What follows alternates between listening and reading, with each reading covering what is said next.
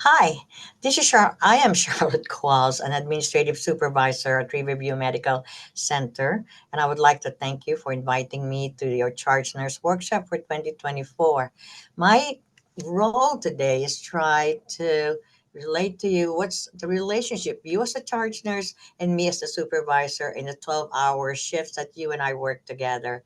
Now, you are in this charge role workshop because you have had experience enough that your manager thinks that you can do this. Okay, we trust that you could be the charge nurse, and this workshop is making sure that you all have the tools and the knowledge of what you need to have when you take on this role. Okay, so I have prepared an outline wherein I could go and go through all what we needed to talk about whenever you and I work together. And before we even start this, I would like to note that in any kind of relationship between, let's say, you, the charge nurse, and me as a supervisor, or between you and your nurse manager, or you and your director, or even your PCTs and you, there has to be this trust. Okay, it's a big thing, trust. You'd have to have this trust. For example, let's use the charge nurse that I, the supervisor, have your interest at heart. We both work for the goals of the organization. Okay, and we work on what we want to achieve. But there has to be trust that you and I will work together. And when there is a charge within the charge nurse and the supervisor or your manager, there is a thing that you know that whatever I tell you and guide you is for your good, the staff's good, and the unit's good. And the supervisor then has the trust that whatever I tell you or guide you will be followed and achieved.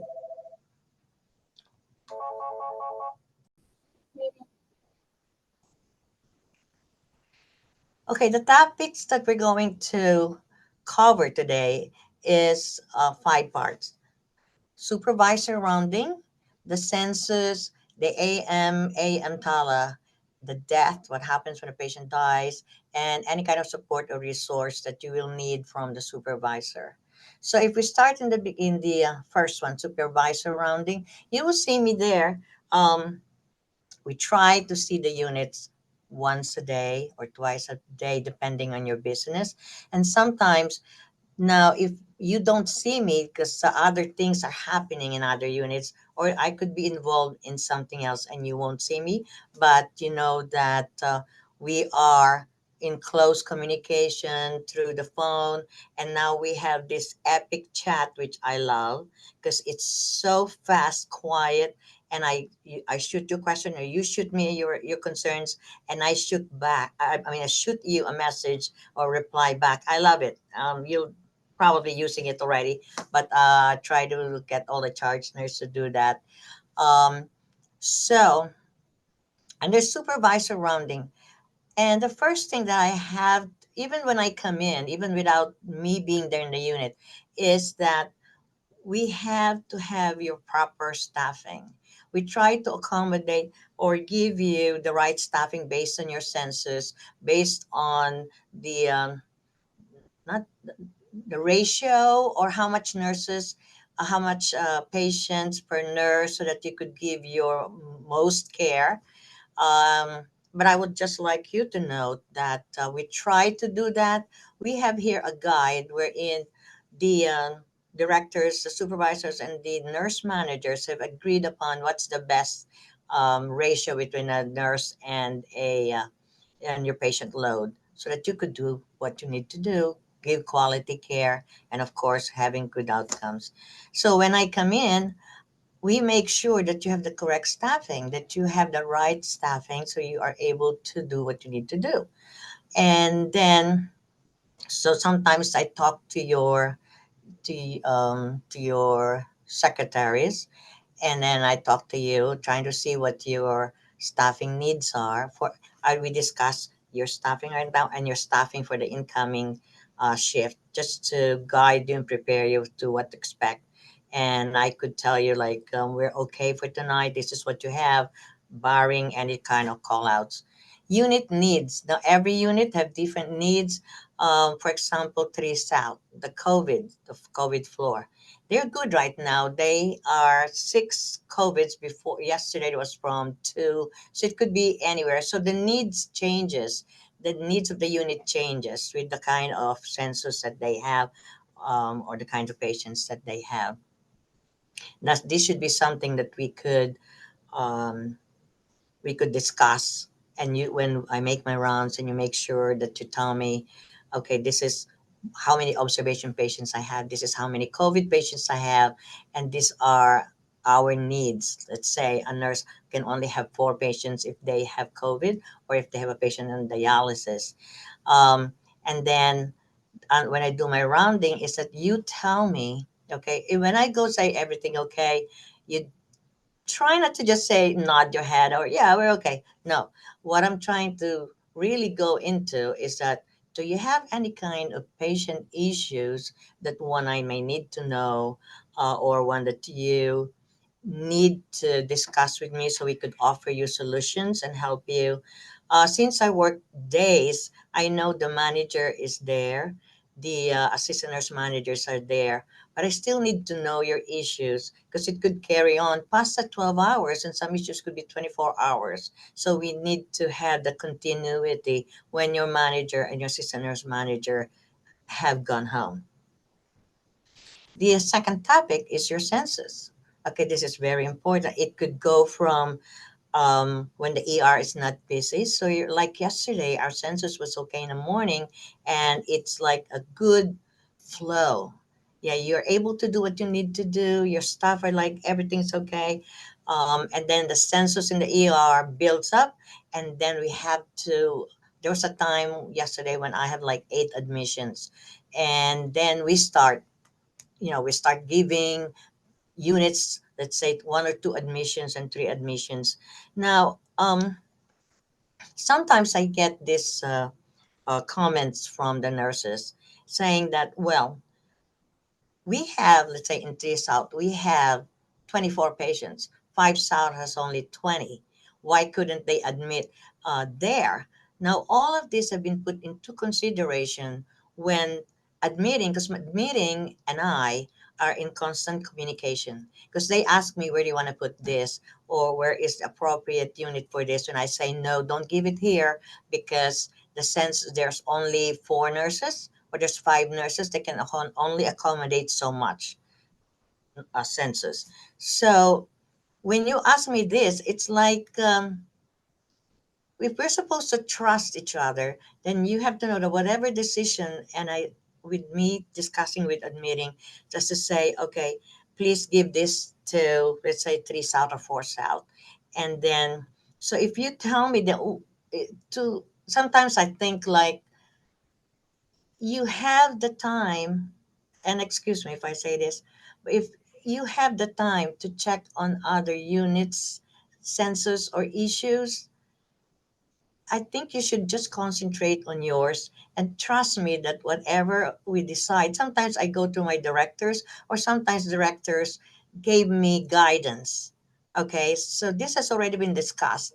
And what we wanted to do as charge nurses is that we make it happen. Now, there are units when you get your discharges. I know that you don't take your patients out of your census because you have to follow up with some added charting. That's understandable. But we sometimes the unit secretaries leave them there for hours and hours, and us thinking that, oh my God, especially in a bed crunch, I'll be looking at units and say, oh, they have all these patients, where can we admit them? And we don't want them to stay in the ER, because as more patients come in, there will be such a backflow to the ER, and we don't want patients waiting hours and hours. Every hospital emergency rooms doesn't want their ERs to be saying, well, we've been waiting there for hours, and not we or we're just waiting for beds or admissions. So it's very necessary that just a charge nurse know who's for discharge. Have they gone? Some unit secretaries are able to monitor this closely and others do not. So just a constant reminder, okay, this patient left 30 minutes ago. Can we take them out of your census or your roster and stuff like that? That's very important. Now, sometimes also you'll notice that we when we admitting calls you and say, can we join this, let's say two females or two males together so that we can empty a room, there is a purpose. And what happens is that this is already planned beforehand, and then all of a sudden they go like, Charlotte, okay, we did all these movements and putting those patients together, and then they just moved a patient into the new room.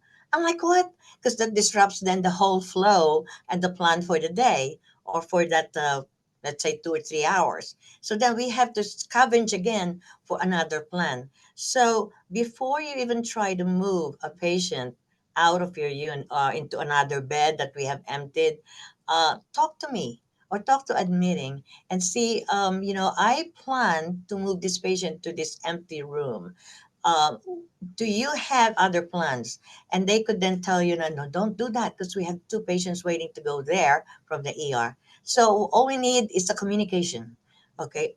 I do not take it against anybody to say, okay, what are we doing with this or what are we planning to do with this? You and I need to work together. So to me, that's very important. I will always listen. No question is stupid to me. You know that. You know, I don't get angry, and I listen. Admissions, the same. Yes, we have. I have talked about that. Transfers. When we transfer a patient, let's say like yesterday in 3 South. Well, today is a Monday. We're talking about Sunday. We had a surge of COVIDs from 2. We went up to 6. So then 3 South already opened up some beds for med surg, so they're kind of full. And so we called and say we need to look at patients that we could transfer to 4 South or 5 South to do this so that we could admit the 3 or 4 patients in the COVID patients in emergency room. And then I had questions like, well, why do we need to do that? Why not go to 4 South? Why not go to 5 South? I just need you to trust me. And there is a goal, there is a rationale for all the movements. Okay, but sometimes I don't take it against you. You are professional nurses. You have also your own reasoning, your own rationale for your whatever you're doing in the unit. So again, ask me and I will, we could talk to each other. Now, AMA and MTALAS. AMA, the supervisor needs to know those that have left or leaving for AM against medical advice. And you'll notice that I ask you, what's a medical record? Because these are included in our reports to the administration every day. And some are discussed during the patient's safety huddle early in the morning at 8:30. So I need to know who left. And I ask sometimes, why did they leave? Is it something that we could have done better? Or some patients says, "Do we just want to go home?" Or I have things I need to take care of. I cannot stay in this hospital for more days because I need to settle some stuff at home. That's understandable. Some patients may want to go home because they're not happy with us. So these things we need to know. Although we try to please every patient, sometimes we just cannot, because of it's so complicated sometimes, or whatever what's happening, let's say with the doc medical wise labs where when they cannot wait, but we need to know this. Now, mtalas is when we get, if you have a transfer to another institution or to other facilities outside of our network or from inside, these are treated differently. But every time we have to transfer a patient out, let's say the ICU, we have a stroke patient that needs to have surgery, so transfer to Jersey Shore, or a cancer patient to MSK. Yeah. Um, sorry, excuse me. For, let's say, a procedure, whether they go into our hospital or out to our hospital, everything has to be referred to us because sometimes we have to ask permission from our administrator on call whoever. It could be Dr. Locolato, it could be our chief nurse, Sil Setner, or it could be um, Long, Cindy Long from case management, because we have to look at different stuff. We may admit a patient that we say is just a hospital. I can't remember the term wherein they just throw patients that may stay longer in their units, I mean, their hospital, to us. You probably have it already in your mind, but I can't remember the term for it. um, so we try to see that these patients weren't given to us because they're going to be on isolation, or they're on sepsis. So it's going to be on with us forever and ever. We have patients here who have stayed there for maybe 2 months and 3 months. And it's kind of problem you have to go to the court system so that we could just kick them out. They take um, our resources and our patients. We try to make them happy, but sometimes it's we're being abused also. And some of you probably heard about this in 4 South or in 3 South. But with regards to MTALAS and AMA, we just ask that you let us know. Now, when a death happens in your unit, okay, it's very important because the funeral directors at the funeral homes call our CLC downstairs, who then in turn call me and wants to know whether a patient is ready to be released, meaning is it cleared by the sharing network, or do we have to call the medical examiner, or anything else? Do we need to do an autopsy? So then when they call me and I go into your Epic and go into their dissident affairs, and I try to look for answers for these things, so I could tell the funeral director, yes, you can have the body. And some are rushed because, oh, they can have the burial tomorrow morning. We got to prepare the body, but we need to know we can have the body now. And it takes some time, especially if the nurses forget to put in the death report or the postmortem checklist, things that I will look at. Some units do forget this. And I know the charge nurse has a lot of other things in their mind, but at least they could just ask that question, did you do that? So that, and then sometimes when I notice it, it's been a shift and that nurse hasn't been there anymore, and therefore it's kind of hard backtracking and trying to find the answers, that I have to call the sharing network myself, and then we do a search for the patient and try to get the answer. The medical examiner, if you admit a patient within 24 hours and the patient expires, then we have to call a medical examiner. And now it's not an easy, okay, I'll call you them or you call them and then we get an answer. No, because then they have to get the data and then they have to wait for the medical examiner uh, to come back to us or to you. Okay. Again, the death report is when the completion of the checklist, if you could do that.